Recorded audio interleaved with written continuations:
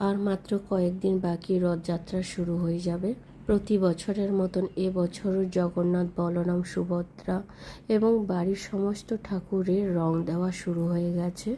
আবার এক নতুন রূপে আসবে আপনাদের সামনে আমাদের বাড়ির জগন্নাথ, বলরাম এবং সুভদ্রা মা। এইদিকে রাধাকৃষ্ণেরও রং দেওয়া হচ্ছে। আর এই দুদিন আমাদের বাড়ির সমস্ত পুজো, সন্ধ্যা দেওয়া সব বন্ধ থাকে। তখন শুধু প্রতিটা রুমে একটু ধূপ আর প্রদীপ দেখিয়ে দিই, আর কিছু নয়। ফল কেটে সন্ধ্যা দিতে আর হয় না।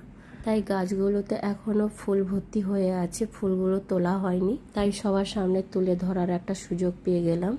দিকটাতে যেমন জবা ফুলের ভর্তি, এদিকটাতে দূর্বা আর এরকম সাদা ফুল। শুধু এই ফুলগুলোর উপরে নির্ভর করি না, আমাদের আবার বাইরে থেকে ফুল কেনা হয়ে থাকে।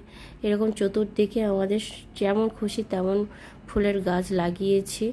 মোটামুটি এইগুলোর উপরে আমরা নির্ভর থাকি না, বাইরে থেকেও কিনে আনতে হয়। আরও একখানা ছাদে এই সব ফুল লাগিয়েছি, সাদা জবা আর অপরাজিতা, এরকম বিভিন্ন ফুলের গাছ আছে আমাদের। বাজারে ফুলগুলো যেমন টাটকা পাই না, নিজেদের গাছ থাকলে যেমন একদম ফুল তুলে মায়ের পায়ে দেওয়া যায়, সেই চেষ্টা করে থাকি।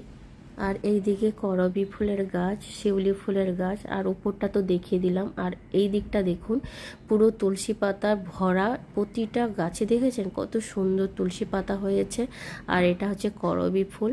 করবী ফুলটা এটা যেমন সাদা, আমাদের আগের একটা গাছ ছিল হলুদ করবী, সেগুলো এরকম ভর্তি ভর্তি ফুলের ভরা ছিল।